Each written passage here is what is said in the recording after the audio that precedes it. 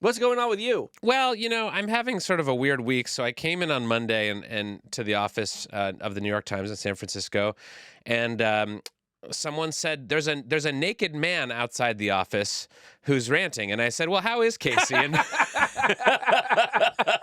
and by the way, you should know that we tape the podcast on Wednesdays, not Mondays. And then and then I learned that it was actually the part of the Saint Stupid's Day parade. Do you know about this? Wait, I've not heard of this. This is apparently an annual tradition in San Francisco where some big goofballs get together on April Fool's Day, April 1st, and they parade through the streets of San Francisco holding like nonsensical signs, and some of them apparently are naked. And this is what was going on. I love this town so much. This town is so back. The things that happen in San Francisco, you wouldn't even believe, and they're wonderful.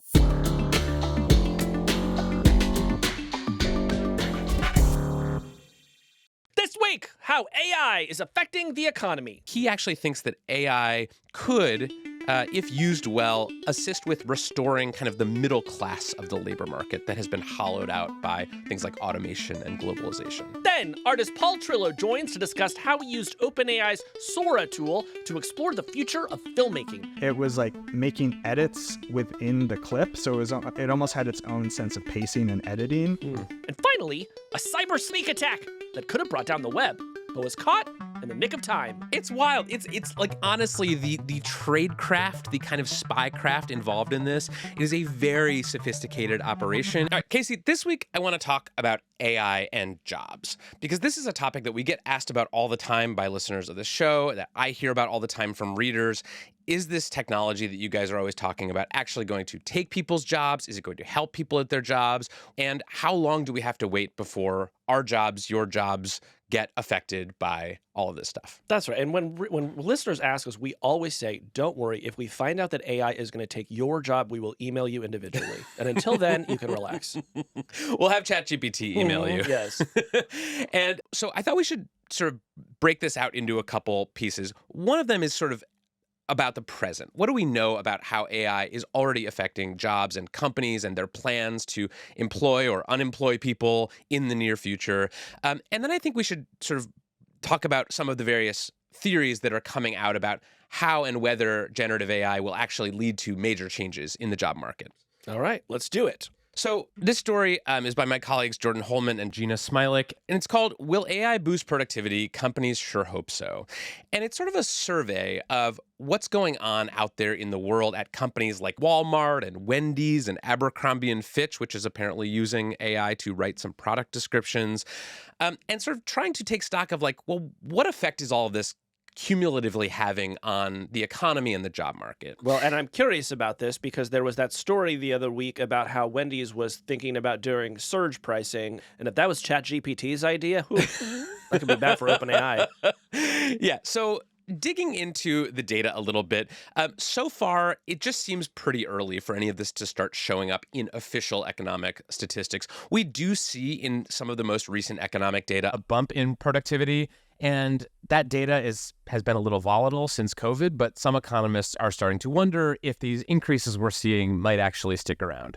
In addition to that sort of aggregate data that economists can see at the national level, there's also just been a bunch of examples of companies that are starting to use generative AI, in some cases, to pair jobs among their own workforce. So recently, Duolingo, the company that makes the language learning app. Yeah, not to be confused with Dua Lipa. Great singer. Highly recommend checking her out if you haven't had a chance. Yeah, she's the best.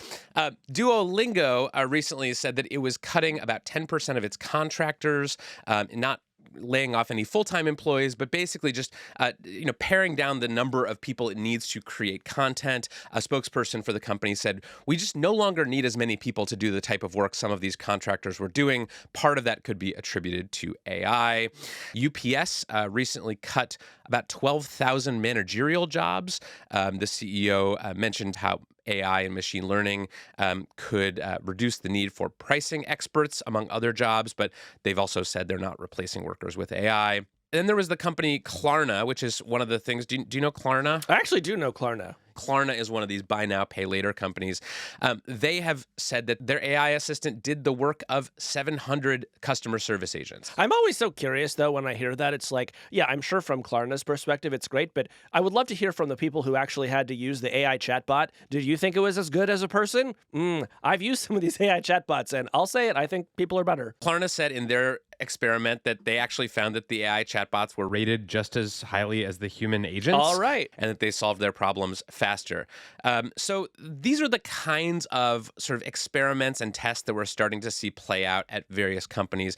We haven't seen sort of mass layoffs yet as a result of generative AI, but these are the kinds of experiments you would expect companies to be running on this technology, trying to figure out where can we shave down, maybe 30% of the accounts payable department, or maybe a few engineers who we maybe don't need anymore, and replacing those people with AI. Well, and as I read through all of this, Kevin, I find myself wondering, maybe there never will be a mass layoff moment at these companies. Maybe it will just be a steady erosion as they figure out bit by bit how to make do with fewer and fewer people. This is sort of one of the fascinating things that I'm observing as I go out and talk to people who run businesses. No one wants to be seen as sort of a heartless capitalist who is just wantonly laying off workers and replacing them with robots. But they are doing a lot of things around the edges to try to maybe sort of lay off people for efficiency and then replace some of those people, not with other people, but with software. They're trying to have it both ways. They're trying to signal to Wall Street, hey, look at how clever we're being and how much more efficient we're getting and how much we're cutting costs, but they're trying to avoid the PR backlash that would come along when they say that we no longer think humans have value in the enterprise. Exactly. One of the things that's been really surprising to me is kind of the reluctance that some corporate leaders have been having to kind of embrace this new AI technology and use it to replace workers, even when the technology is fully capable of replacing the workers. So I had a conversation a few months ago with a guy who I met at an AI event. He runs a big commercial real estate firm. They develop real estate all over the country. And he was telling me that, for years he's had these junior analysts who will go out, they'll visit various cities, and they'll come back and they'll produce reports about the local commercial real estate market in those cities. So, go to Jacksonville, and then they'll come back with a 10-page report about all of the various commercial real estate trends in Jacksonville. And he said, basically, when ChatGPT came out, he started giving those assignments to chatbots and seeing whether they could do them. And he found that the reports that ChatGPT would give him about these local real estate markets were actually better than the ones his junior analysts were giving him. And so I said, well, okay, so then what happens to the junior analysts? Do you just lay them off and replace them all with AI? And he said something that sort of surprised me, which is no, because that's how they learn the job. So he was not just viewing these junior analysts as sort of helper monkeys who go out and produce these reports.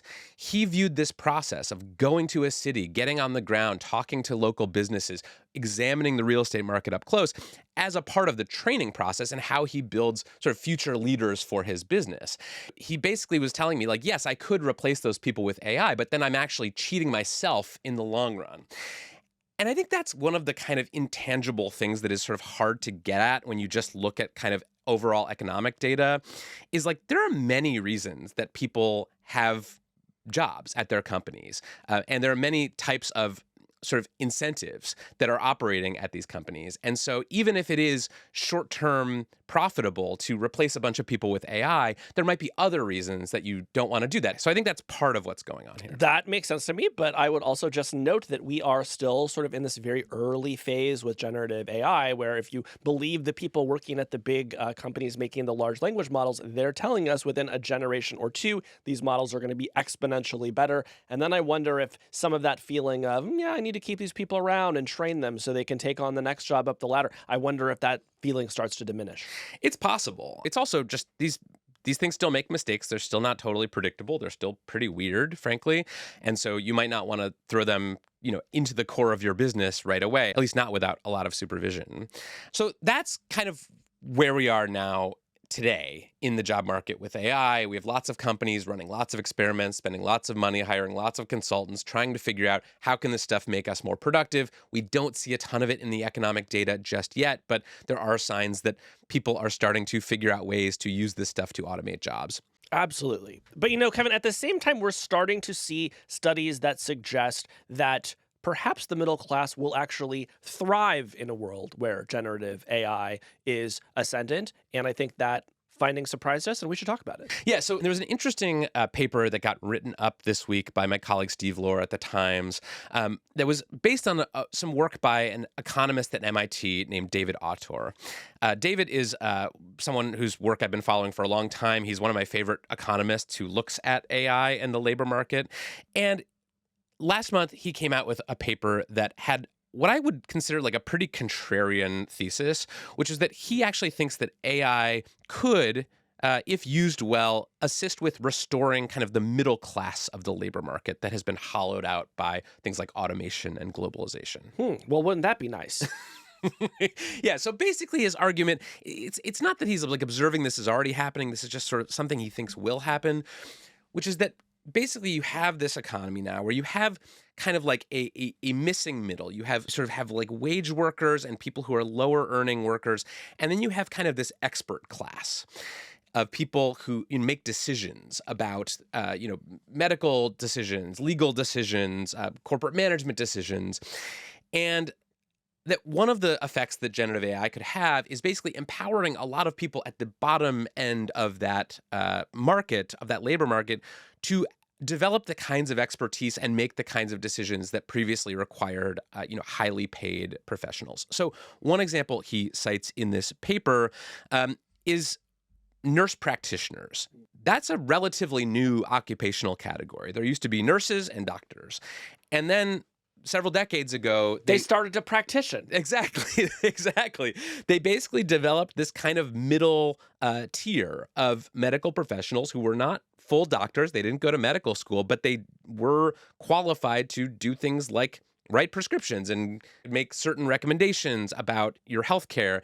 And so what David Autor argues is that basically AI could allow non-experts in lots of different fields to kind of develop the expertise and the decision-making capacity to basically take on the nurse practitioner equivalent in whatever their industry is. So maybe you have paralegals who are armed now with all this generative AI who can actually start to make the kinds of decisions that might have required a full lawyer before. That's exciting. I'm imagining using ChatGPT to become like a para-firefighter where I can just sort of read about how to do it and then call down to the scene and just be like, maybe point the fire extinguisher over there. Exactly. Yeah. Like you call the fire department because your house is on fire and they're like, well, we could get a firefighter there, but it's going to take, an hour. We do have Casey. He's got a ChatGPT subscription and a hose and he's ready to go. He can be there in 5 minutes. I've always said if you have a ChatGPT subscription and a hose, you can get very far in this life. I think a better job would be like a para-CEO, where it's like you sort of have the fat salary and the prestige, but you're able to do it with only half the training. And, you're mostly just asking questions of a chatbot, which, as far as I can tell, is mostly what CEOs are doing anyway. True. Yeah, I mean, this is one exciting possibility, I think. And I love David Autor's optimism about, restoring the middle class through generative AI. I think there are lots of reasons it might not work in practice. There's all these sort of licensing regimes in various occupations. Like there are some barriers to the sort of optimistic future that David Autor envisions, but it's just one sort of interesting theory about where all of this could be headed. Well, sure, but I do buy something fundamental about that, which is that if you believe that these generative AI tools will become kind of counselors, coaches, guides, and there is a field that you're interested in, and that technology can just kind of live alongside you, understand what you're working on, continually make suggestions, it should actually accelerate people's rate of learning and the development of their expertise, and I can see that having an effect on the middle class. Yeah, I think that's sort of an optimistic vision. I do think that there are a lot of people who are not actually using AI to become better workers. They're using AI to cut corners and do less work. And, we see this in schools, obviously, with students just using this stuff to cheat. But there's also a lot of examples of this happening out in corporate America, too. People, maybe not using this stuff in the way that would be most effective for them over the long term, just saying, like, I've got to produce this report for my boss, or I've got to put together this PowerPoint presentation. I don't feel like doing it. Let's just let the AI handle Well, it. sure, but if there were more economic opportunity that could come from using these things to develop expertise, perhaps more people would develop expertise. Right now, people are doing what you're saying is because there's no economic penalty for them, right? But if there was an economic advantage, maybe they would use it. Yeah. So Casey, I'm curious, like, what do you think companies should be doing with generative AI right now? Let's take it out of our industry and just say, like, you run, let's say, a big restaurant chain. Yeah, the Cheesecake Factory, let's say. Exactly. First of all, I'd say make the menus 10 times longer. Let's get a full novella in there. Like, what should companies be using this stuff for? Well, I mean, I think it depends on kind of what kind of company you are. Honestly, if you're running a restaurant chain, I don't necessarily see that there's a ton in there for you. Maybe you want to experiment with some copywriting. Maybe you want to experiment with using the image generation to consider some new advertising campaigns. But all of that stuff feels like, minor and experimental. On the other hand, maybe if you work for like a copywriting firm, then maybe you want to be using it a lot. Maybe you want to be testing out all sorts of different models and seeing which one is working better for you. So I think it's kind of highly dependent on the kind of business that you're running. But for the most part, I would say you want to manage your expectations here. It's like it's not going to be doing a ton for you. I don't think. Do you? I do. I think that this stuff is already pretty good, and in certain sort of At what? I mean, so much of our economy just runs on paperwork and forms and reports and presentations. That stuff is sort of catnip. That stuff is low-hanging fruit for generative AI. Like, did you see that story the other day that was like there's a company that's creating an AI coworker? Like, and if you're working at a software company, there's going to be this character called Devin. Yeah, Devin. Yeah. Very confusing name. Yes. I don't like it. I believe it's Cognition that is Yes. the name of this company that is working on it. And, the idea is, you're not going to have to hire as many engineers because now you have Devin, and Devin can like sort of help you write code. That's in the very early stages. When that gets good, then okay, yes. Now a lot of people I think are going to be using something like that, and that's going to have a meaningful effect on productivity. Now, Casey, I want to end this discussion by talking about our own experiences We of have to generative end this AI discussion? at work. We do. I was just warming up. So you've talked before with me about how you have started experimenting with using generative AI in your newsletter. You used to use generative AI to create the images that run on top of some of your newsletters. I've noticed you doing that less recently. True. I want to hear about why. You've also talked about using it to sort of organize and collect various links that you put in your newsletter. So how has your own use of generative AI at work changed over maybe the past year? So what I would say is I truly have tried a bunch of things, and for the most part, it has been marginal. Start with the images. You're right. For a year or so, I was regularly using AI-generated images at the top of my newsletter, and the truth is, I just got a lot of feedback from readers that they hated it. They felt like I was stealing money from artists. They felt like, I was using models that had been improperly trained on copyrighted material, and they hated seeing it. I had some people saying that they refused to subscribe, like because they saw that I was using these images. From my perspective, it had been a way to enhance my own creativity because I can't draw, I can't make anything look cool, but I can type in a box, and that felt really cool to me. But I decided to take the note from readers, and for the most part, I've sort of taken a pause on using that kind of generative AI. That's really interesting because it's not like you were. The alternative was that you were going to go pay a human artist to make this stuff. You were probably just going to pull like an image from Getty Images or something. Exactly. That's what I was going to do. And I work on like very short deadlines. The idea that I could find an illustrator and sort of make it happen in time, it just wasn't very likely. But at the same time, people were not excited to see the generative AI images. That's interesting. Yeah. Now, more interestingly, I think I have been able to, when I finish my columns with some reasonable amount of time before my deadline, actually take them to some of the large language models and just say critique this.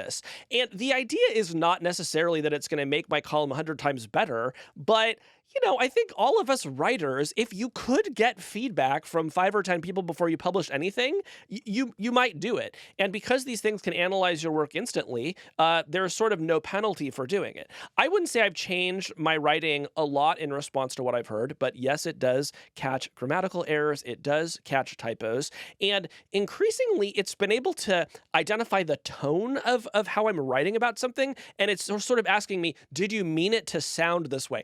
That is the eeriest part for me, is that I feel like over the past year, and I would say Gemini, Google's Gemini in particular, has been the one that has really been doing this.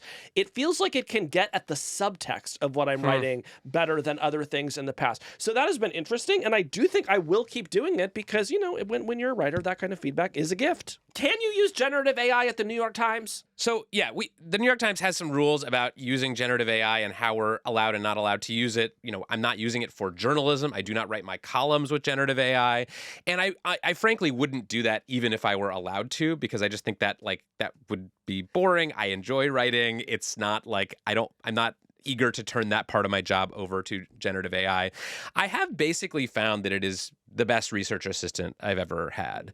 So, you know, now if I'm looking up something for a column or preparing for a podcast interview, I do consult with generative AI almost every day for ideas and brainstorming and just things like research, like you know, make me a timeline of all the major cyber attacks in the last 10 years. Or something like that. And of course, I fact check that research just like I would with a research assistant. But that's the kind of thing that generative AI, for me, has been really good at. And I've found that generative AI has actually changed my work in a different way that I wasn't sort of perhaps expecting, which is that it has made me much more attentive to the detail of my own writing and trying to make sure that what I write does not sound like ChatGPT wrote it. Because I think the moment as a writer that you sort of allow yourself to drift in that direction, you are giving up your advantage. You are basically saying, I am, I am replaceable. I am totally indistinguishable from this sort of generic text extruder. And I think this is the challenge actually for the entire economy, as more and more of us have reason to use generative AI in our jobs, is how do you use it to augment what you do without making your boss think that augmenting technology could actually do the whole job? I think this is a really important topic, AI and jobs. I think we should continue to keep tabs on it. And in addition to looking at sort of the economic data and what economists and researchers are noticing about kind of overall productivity, I would also just love to hear what people's actual experiences of using generative AI successfully or unsuccessfully at their own jobs. If you are listening to this and you have a really interesting story about your own use of generative AI at work or your company's experiments with this stuff that have either gone super well or super badly, I would love to hear from you. So send us an email, hardfork@nytimes.com. And I just want to say, I particularly want to hear from you if you tried to use generative AI at work and it went particularly badly. That's just my own sort of sensibility. Yeah, you love a blooper reel. I mean, who doesn't? Yeah, that's true. All right, that's enough about AI and the economy. When we come back, we're going to talk about another part of AI that is very important, how it's being used to make movies.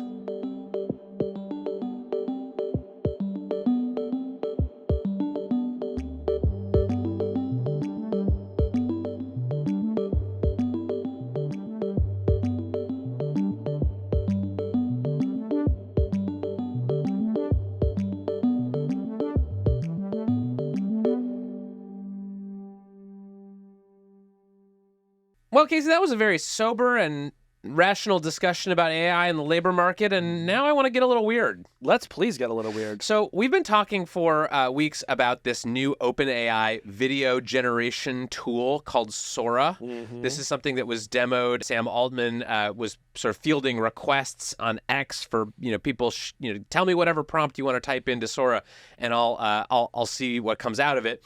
This is basically doing for video what tools like DALL-E and Midjourney did for still images. It works much the same way. It's one of these diffusion-based models. You type in some text, it gives you back a snippet of video representing whatever you typed. Yeah, and you hear that and you think, well, we know that making films is extraordinarily expensive. It's very collaborative. It involves all kinds of specialists.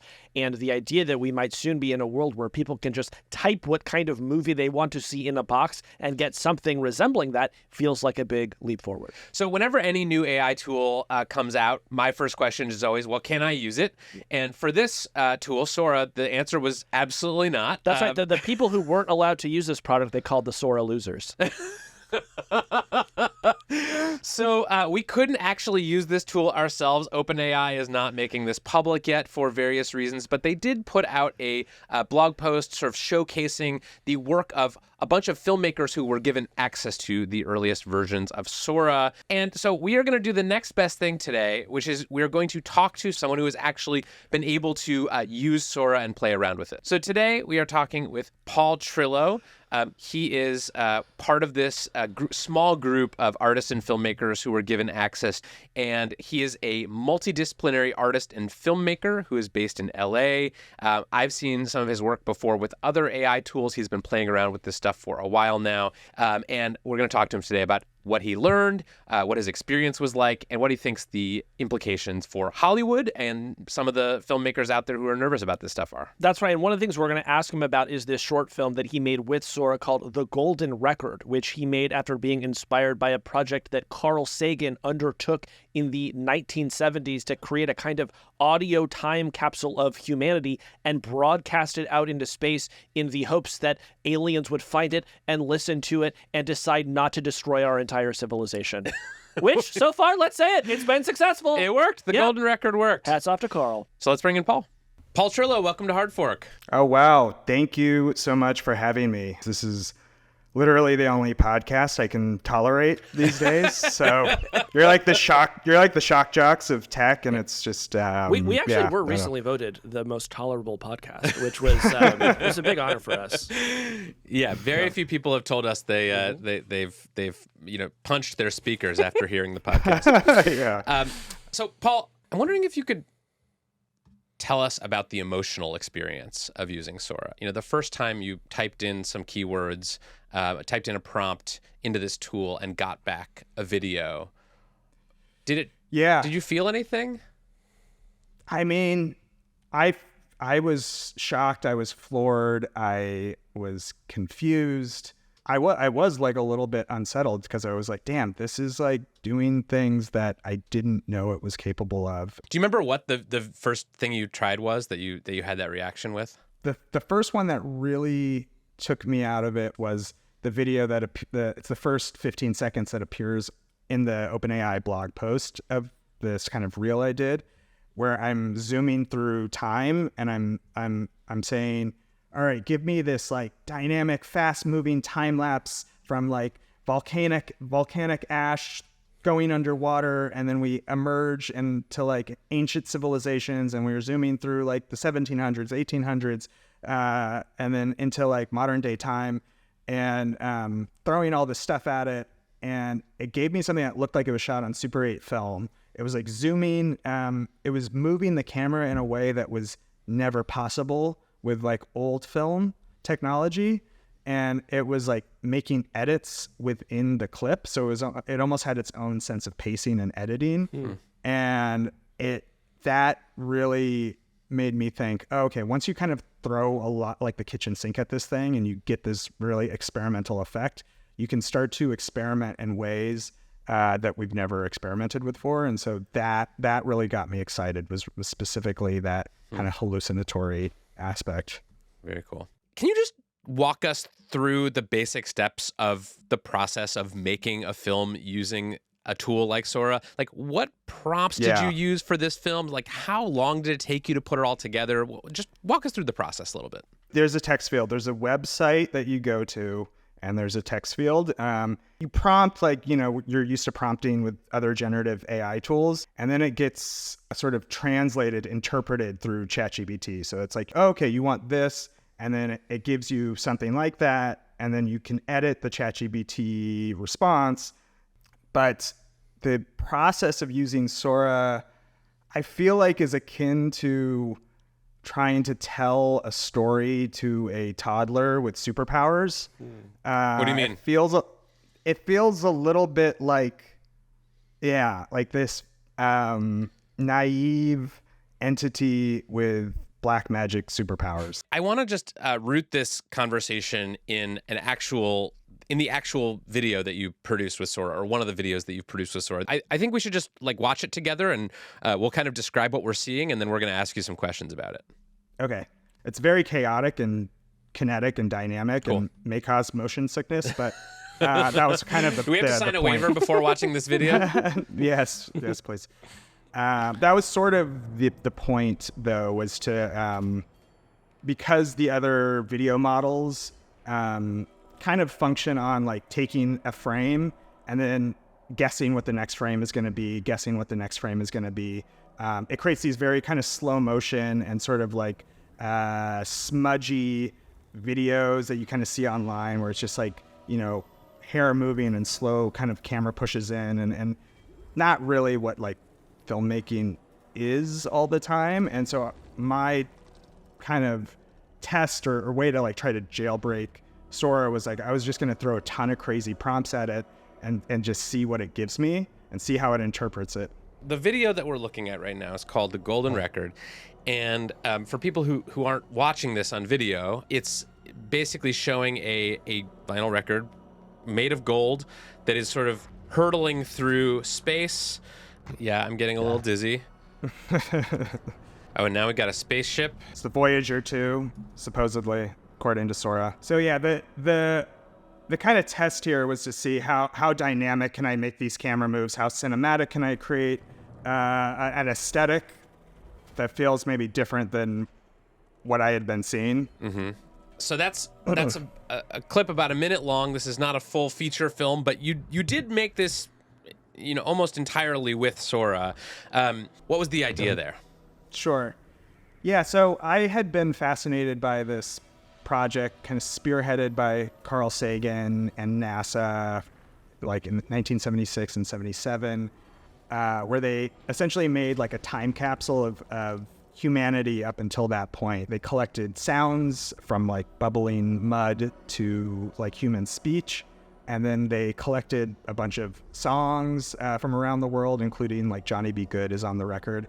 And then they encoded images into a golden record and splashed it out to space in hopes that maybe aliens someday. Well, it was a message sent to aliens. You know, we've talked about sending episodes of Hardfork out into space as a warning to other alien civilizations. So can I ask some questions about the creative process here? So how many prompts did you use to make this 1 minute movie? Yeah, I probably 5. Okay. But there's like variations of that, right? So when I first got my hands on Sora, I was like, how do I break this thing? How do I unstick it from this like very AI looking video aesthetic, these kind of slow moving camera moves, these things that feel like just 3D animation or stock footage. And so I was like, I need to like move the camera, and even if it causes motion sickness, that was part of the test, was to see like how crazy can this get? How chaotic can it be? And just for the sake of comparison, how long would it have taken you to make something like the Golden Record using conventional film tools, and then how long did it take you using Sora? Yeah. I would say with all the how dynamic the camera is, how maybe complex the renders are with dynamics, with the materials being used, how many shots there are, I'd say this would take a few months to make. I did the Golden Record maybe in 2 or 3 days. So yeah, huge time crunch. Did OpenAI put any restrictions on Sora when you were using it? Like, did they tell you you can't make this kind of video, or you got to stay away from this kind of prompt? Did they give you any guidance, or did they just sort of give you access to this tool and say, go nuts? They specifically wanted to be like as hands-off as possible, but it was obviously, like no like nudity, no extreme gore. So there go all of kind Kevin's ideas for making a movie with Sora. Yeah, I know. I see your eyes shifting, Kevin. You're deflating. So, Paul, as you reflect on the experience of making the short films that you have made with Sora, would you say that on the whole the process felt easier than you expected, more difficult than you expected? Like where were your expectations for what this thing was going to be like, and where did the result fall? Yeah, I mean, I actually had somewhat like tempered expectations. I was just like, this is, a cool tech demo that I saw from like a massive company with tons of compute power. But is this applicable to filmmaking? And after kind of breaking it and loosening up the camera, I was like, oh, okay, this can give us some like experimental, wild, bold, weird things that may be difficult to achieve with other tools. And so when I kind of cracked a series of words, it's basically kind of like alchemy with words. Then I was like, okay, this can allow for shot types and ideas that maybe get killed in the process of filmmaking. Wait, what are some of the secret words you found? Let's see. 35 millimeter Fujifilm stock, 24 millimeter anamorphic lens, analog, warm vintage tone, chromatic aberration, halation, things that are like, I guess, words to describe literal film and to see what's in the training data, basically. That's interesting. So it's basically like you're sort of giving it the instructions that you might otherwise give to like a cinematographer or someone. Yeah, it's like, hey, let's shoot on film. Right. That's but really I wouldn't say, hey, DP, give me halation, chromatic aberration. Like, they're just going to be like, what? I had a bad case of halation, chromatic aberration once, but I went to the doctor and it cleared right up. Oh, that's good. Paul, I just have a very basic nuts and bolts question, which is like you type in a prompt into Sora, you fill it with all these magic words, you hit enter. How long does it actually take to get the video back? Is it instant? No, but it's faster than you would think it is. How long are we talking here? I heard from someone else that it's like 10 or 15 minutes usually between when you put in the prompt and when it gives back the video. Is that consistent with your experience? Roughly, yeah. It just depends on the setting. So are you at 720p, 1080, like the shot duration? But to do a really simple, like shot of just a ball on the ground that's 15 seconds long will take just as much rendering time as doing like a crazy golden record hurtling through space and exploding and all this stuff. So that's actually really fascinating, is what it does to render time. So having used this for a while now, are you thinking about this like, oh yeah, this is definitely a tool that I want in my arsenal going forward as I continue to make films? I can just sort of see a lot of applications for this. Or is it sort of more in the I could take it or leave it zone? I would definitely keep using this, but this is supplemental. This is not replacing by any means. This is like a much better alternative to stock footage, B-roll. And yeah, again, allows you to discover paths you maybe wouldn't have gone down. But yes, I still think if you still want control and you want nuance and you want, pacing, you're going to have to use the regular tools. And I still find it to be more gratifying to do things the traditional way. But damn, it gives you some really crazy stuff that is outside of the box. And I think the outside of the box stuff is the most exciting. Right. When the demos of Sora went online and people actually started to see some of the footage that was emerging from this system, there were a lot of people, especially in Hollywood, who really had sort of a panic about it. Tyler Perry, the famous director, said in an interview with The Hollywood Reporter that he was basically bowled over by some of this footage, and that he was actually planning to put on hold a planned expansion of his studio because he was just like, I don't know what I need right now. If I can just sit in my office and create amazing footage using this AI tool, why do I need to go through the hassle of building out an expensive studio? So do you think those people who saw this and freaked out are overreacting? Is it the case that the closer you get to this technology, the less impressive it is? Or sort of what do you make of some of the responses that have come out about this tool? Yeah, sure. I feel like the more you use these tools, the less afraid you are of them, because you do understand their limitations and you understand their place for them, and you understand what separates this from using other traditional tools, VFX or in camera or actors. I think what Tyler Perry is saying is somewhat harmful and sending the wrong message to people that are at the top, at the studio level, that are the gatekeepers, the ones that have the money, to say, hey guys, let's not spend our money. And it's an incredibly capitalistic way of thinking.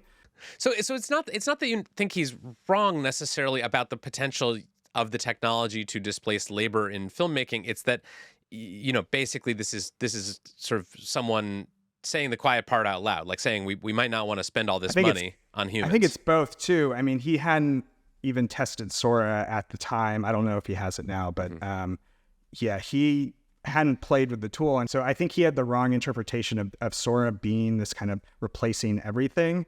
It'll create certain efficiencies for sure, but all the people on Twitter that love to tweet the line RIP Hollywood, I really encourage them to go and actually watch a movie. Like seriously, don't watch a movie trailer. Go watch a real movie and see how much nuance and detail and micro decisions that are made at every, split second of a film, from an actor's choice to the aesthetic and everything. So that movies are incredibly complicated. Let me ask you about it a different way. Earlier in Sure. the episode, we were talking about the fact that for a while I put AI-generated images into my newsletter, and my readers ultimately just kind of revolted against it. Like I got a lot of feedback just being like, "We hate this. You're using images that were trained on copyrighted material. You're taking away money from human illustrators." I imagine that you might have gotten some similar feedback, or you can at least imagine getting that feedback. How do you think about those questions? Sure. Well, can I ask what was your illustration budget for per year for your newsletter? So that's the thing. I wasn't. I had access to some image libraries like Getty Images. All of that stuff. In all those cases, a human being was paid for their labor, right? So that's what I had been using. But I was not commissioning standalone illustrations for my pieces. Exactly. I think that's what people are missing, is that we are creating content now that simply wouldn't have existed before. Sure, there can be, greedy studio heads at the top that will try to find ways to like cut the bottom line and increase their margins. But for the most part, the people that are using these things are making things that just wouldn't have existed. You see musicians notoriously have zero budget. Sometimes they post like an AI generated image on Instagram, and then people are like, "Oh no, not you! You use AI too?" We're like, "Oh my God, cancel, unsubscribe."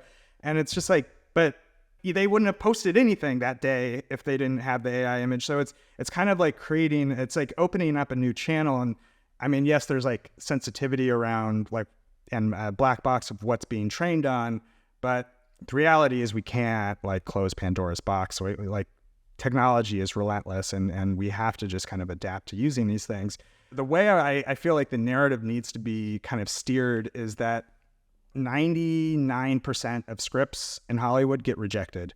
And then even of the 1% that get bought, only about half of those go into production. And so I think this will open up the opportunity for people with these ambitious and bold ideas to resurrect projects that wouldn't have existed. I'm even going back to some music video concepts that I pitched in the past that just like weren't going to work for the budget. And I'm like, oh, I wonder how Sora does that. So one of the things I posted on the blog, or on the OpenAI blog, was this person covered in disco ball mirrored glass pieces. One was like a kind of a visual effects test, like how well does it do reflections, refractions, and caustics.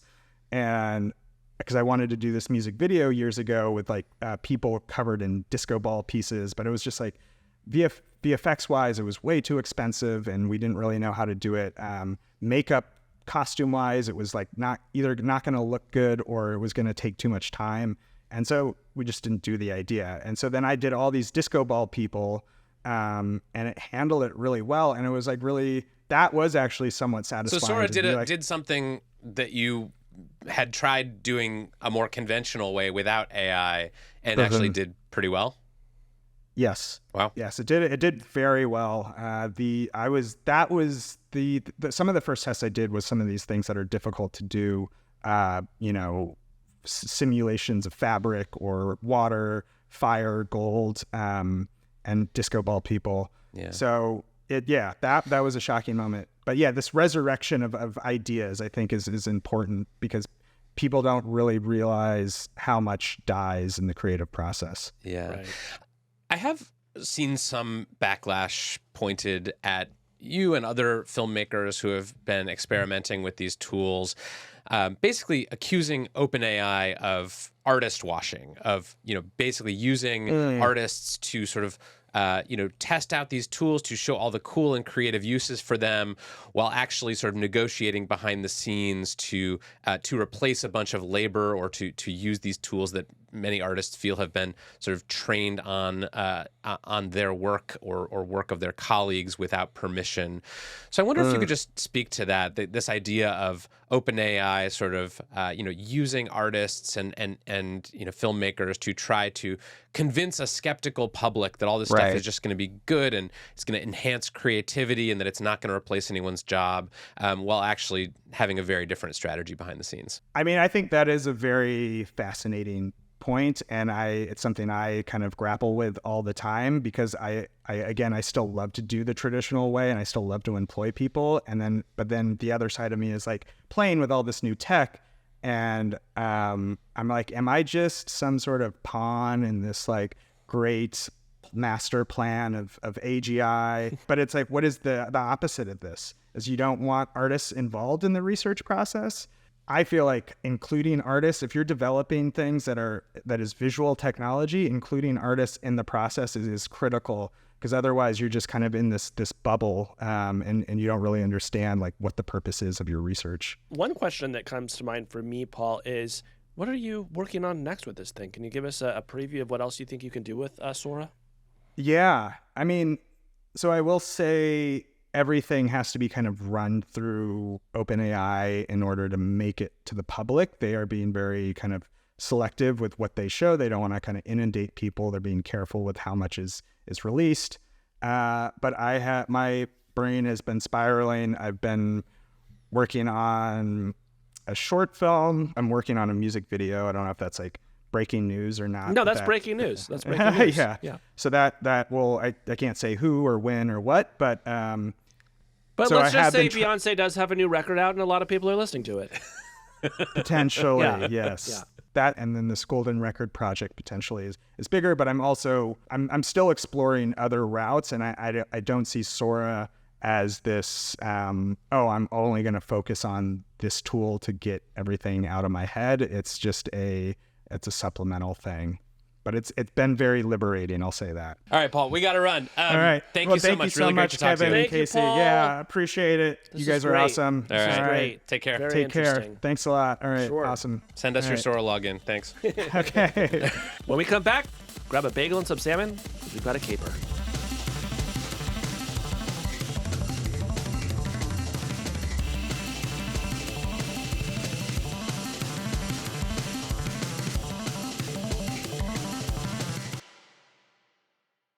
Casey, we love a caper on this show. Oh, we love a caper on this show. Today, I have what I believe is the biggest tech caper of at least the past year. Okay, well then let's hear about it. So, and I want to preface this caper by saying that this is going to involve a lot of terms from Linux and open source software development and various databases. And I need you not to fall asleep because the payoff is going to be worth it. Will there be a quiz at the end? There will be. Okay. Yes. So this is a very interesting and strange story that came out of the world of cybersecurity over the past week.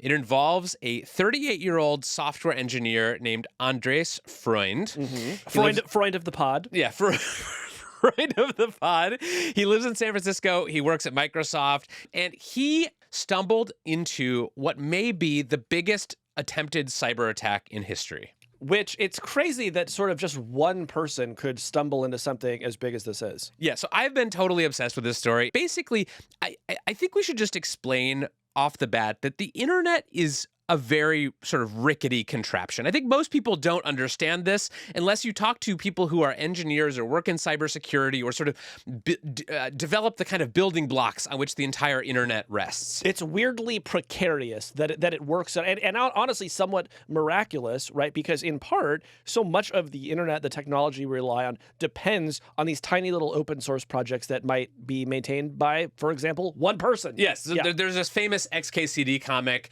where you have kind kind of like a vast machine that is sort of resting on one little thin like rod. The elaborate machine is labeled all modern digital infrastructure, and the little peg that it's resting on is labeled a project some random person in Nebraska has been thanklessly maintaining since 2003.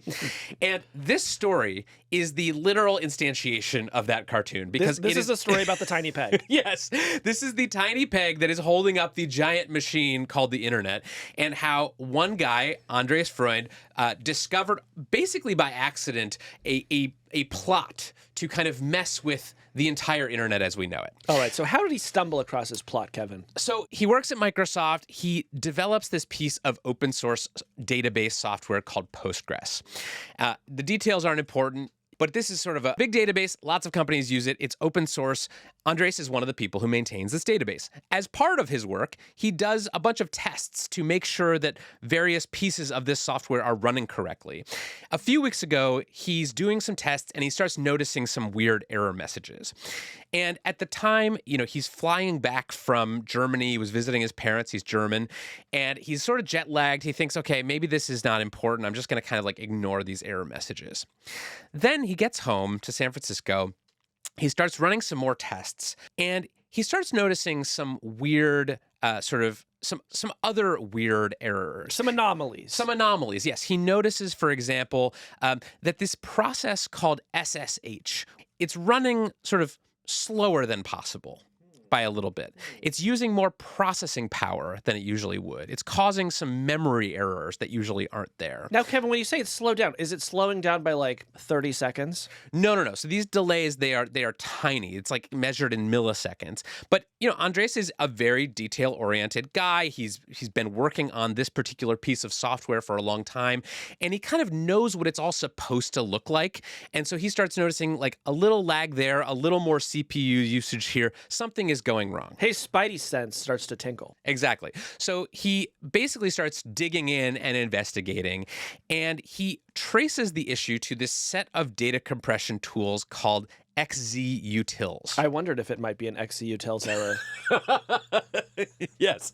So, basically the details of what this thing is are not important. Oh, But come on, try. It would just entertain me. it's a set of data compression tools. That is all I know. Okay, sort of like the premise of the old Silicon Valley TV show. Exactly. Yeah. But XZUtils is used by Linux, the open source operating system. Another piece of information that you need to know about this story is that Linux is probably the most important piece of software in the world. Linux is everywhere. Yes. So Linux is used by the vast majority of the world's data centers, servers, like every majorly important computer in the world runs on Linux. If there's a computer talking to another computer somewhere, Linux is involved. Yes. Yeah. So this little tiny software package, XZUtils, it is a very small piece of a very important piece of software. So Andre starts looking into these weird delays and these weird anomalies, and he eventually starts looking at the source code for XZUtils, and he discovers something that blows his mind, which is he finds a backdoor. Now, a backdoor, I know you're going to make a joke about this. I'm not going to make a joke about backdoors. Wow, you're passing up jokes about backdoors today. Something is wrong. Are you okay? In my mind, it's just funnier to keep saying that I'm not going to make a joke about it. This is a fastball over the plate, my friend. So basically, a backdoor is a piece of malicious code that is inserted into a piece of software that allows an attacker to basically remotely access or control it, or sort of slip in some code that they wrote, basically do something malicious. It's kind of a key to unlock a piece of software with the intent to mess with it in some way. Got it. So Andres, he's not a cybersecurity engineer. He's just a guy who maintains a database. But he finds this evidence that XZUtils, this tiny piece of Linux, has been compromised, that someone has intentionally gone in and placed a backdoor there that if you are that person, you can then go in and you can basically tamper with any computer that is running SSH on Linux, which is to say the vast majority of the important computers on Earth. Which, like, I'm just imagining being him, and like you've noticed this like series of small anomalies, and you have that feeling that something is amiss here. But I bet that even in his wildest imagination, he did not imagine that he found a very very sophisticated backdoor. No, so I talked to Andres about his discovery. He sort of walked me through the whole thing. And he says that at first he was sort of like skeptical of his own findings. He said it felt surreal. He said there were moments where I was like, I must have just had a bad night of sleep and had some fever dreams. Basically, this is like not the kind of thing that you find in a widely scrutinized piece of software like Linux. And so Andres, he looks at this, he says, man, I don't know, this just sounds like too big to be true. How could something like this, get approved and make its way into the release version of Linux? But he keeps digging, he keeps finding new evidence, and then last Friday, he basically writes up what he's found and sends it to this group of open source software developers, and he basically says, all these errors that I've been seeing, all these anomalies in this, in these very obscure software packages, it's all because this thing has been backdoored. Someone is here messing with this release, and they are intending to use this to basically break into a bunch of computers and do whatever they want. So he rings the alarm. And immediately, the entire cybersecurity world melts down. I talked to one researcher, Alex Stamos, who I know you know. He's a former CSIO at Facebook. He's now involved in something called SentinelOne, which is a cybersecurity research firm.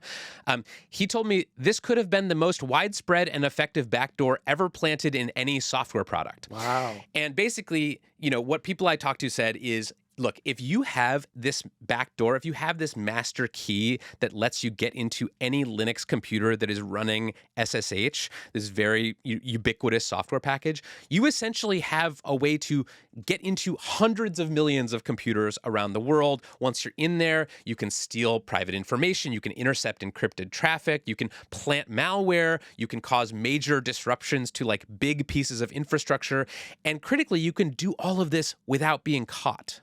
Because part of what Andres discovers as he's investigating this backdoor is that whoever planted it there has taken steps to ensure that it is very hard to detect, right? And, basically, this would have worked if not for Andres and his very eagle-eyed, detail-oriented, like obsessive approach to trying to figure out what the heck was going on with these error messages. This is why nerds are so important to the economy, and we need to celebrate them. It's true. We celebrate the nerds out there. It's the people true. that are like, this process is running 1 second too slow, cancel my afternoon, we Yes. celebrate you. Totally. So this discovery, I think it's safe to say, it is a huge shockwave through the world of cybersecurity because, this thing was caught before it could do any real damage. It had not made it into the sort of widely used versions of Linux that all these servers run on, but it would have, and it would have been potentially disastrous.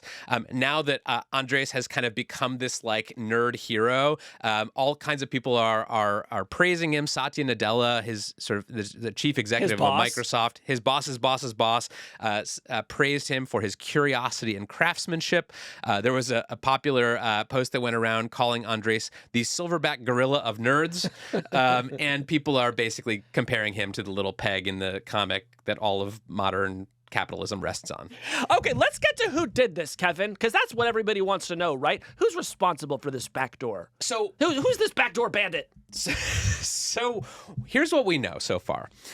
According to some researchers I talked to, basically said this is so elaborate, this plot was so sophisticated that it couldn't have just been like a random group of hackers. This had to have been like a nation state, like a Russia or a China or a North Korea, someone with access to vast resources and very skilled teams of hackers. Well, I'm interested in that, Kevin, because as far as I can tell, the main thing that separates this attack from many of the other attacks that you see all the time is just how much time they invested in pulling it off, right? So talk to us about all of the time involved. Yeah, so one of the cool things about open source software is that you can actually go back and like see all of the changes and who was requesting them and what they actually meant in terms of what ended up in the code.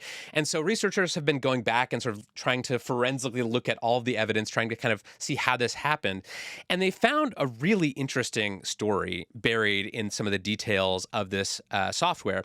So back in 2021, there was a user who creates a GitHub account and starts contributing to various open source projects. This user uses the name Jia Tan for various reasons. Researchers actually don't think that's a real name. It's probably a pseudonym. But a smarter pseudonym than the one I would have picked, which would have been Backdoor Wizard. Yes. So Jia Tan, whoever it is, they start suggesting sort of changes to XZ utils starting back in 2022. And this is kind of the way that open source development kind of works, is like people propose a bunch of changes, and then these special developers called maintainers, who are sort of in charge of a project, they look at the proposed changes, they sort of test them, make sure they work, see what effects they have on performance, and then if they're good, they approve them, and that kind of gets like merged into the main code. But the basic idea is that everyone who participates is essentially a good Samaritan, right? There's somebody who comes along and says, I use this software, I notice this thing could be better, why don't I write a little code to fix it? I'll submit it to you, and if you like it, you can share it with everyone. Yes, and many of these projects only have one or a handful of maintainers attached to them, because these are not like fast-moving software objects, right? These are not things that are being constantly refined and redeveloped. This is like infrastructure. This is like you built a plumbing duct for the internet, and it's just going to kind of sit there mostly, and people are going to build on it and use it for stuff that they're building. But you actually don't need much more than one person to kind of keep tabs on this project. Right. It's mostly done, but software is never totally done. Exactly. So this person Jiatan, or this group of people using this name Jiatan, start kind of proposing changes, and then they start kind of gradually sort of social engineering the entire team that's involved in maintaining this project, which again is mostly comes down to one person, one maintainer who's been doing this for many years. So Jiatan starts contributing these sort of minor proposed changes to XZ utils back in 2022. And then something interesting happens, which is that Jiatan, whoever it is, whatever national hacking team it might have been, they start trying to basically take over control of XZ utils. And they do this by essentially seizing on the fact that the person who maintains this software project is getting kind of tired of doing it. They kind of like don't want to do this anymore, it sort of sounds like. And so Jiatan, whoever it is, kind of sticks their hand up and says, well, what if I was the maintainer? What if I could like solve this problem for you by taking over this very thankless task of maintaining this tiny little software library? Let me take that problem off your hands. So over the course of a couple of years, Jiatan builds trust with the other people who are involved in contributing to this software tool, and eventually gets named a maintainer of this project. And so he's able to kind of do the final approval for this proposed code change that would insert this hidden backdoor into this software project. Effectively becoming a double agent, like something you would read out of a novel by Le Carré. It's wild. It's like, honestly, the tradecraft, the kind of spycraft involved in this is a very sophisticated operation. It involves not just a technical piece of hacking, but also kind of a social piece where you're kind of winning over this small team of very harried, very underappreciated developers. You're volunteering to help them.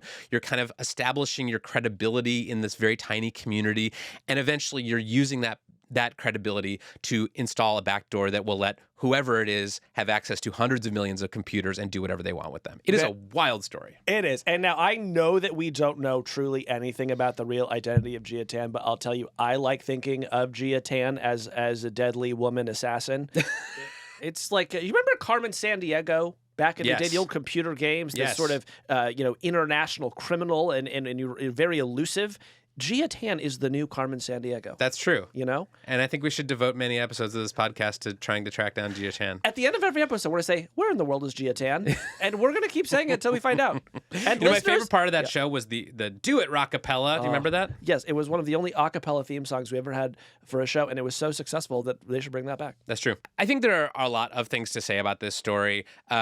But one of the sort of interesting side discussions that I've seen come out of this, there's this whole group of people in Silicon Valley who believe that AI should all be open source. And that the reason that you would want something like, an AI language model to be open source is because then it'll actually be safer, because then you'll have not just one company kind of trying to keep the bad guys out. You'll have this kind of distributed army of volunteers who are constantly sort of looking through things, poking around in the source code. You can tap into the global nerd hive. Exactly. And that's sort of how you get things like Linux, which are the result of thousands of contributors working on their little pieces of this thing. Eventually, it all comes out, and it's pretty secure for the most part. And so that is one thing that those people are now saying is this episode with the XZ backdoor proves that all software needs to be open source. Well, what do you make of that? I mean, look, all software does not need to be open source. It's perfectly fine to have normal private companies making their own software. But I think to the degree that a piece of software is foundational to how the internet works, yeah, there is a really great case for making it open source. Yeah, so I am thankful to Andres, not just for saving us all from doom, but also for forcing me to learn about Linux development and open source repositories and maintainers. And I guess I'm just struggling with one more question, Kevin, which is we enter this, brave new world where there are a lot of Geotans out there. What are you doing to protect your backdoor? And that's all we have this week on Hard Fork. Let's go to the credits, please.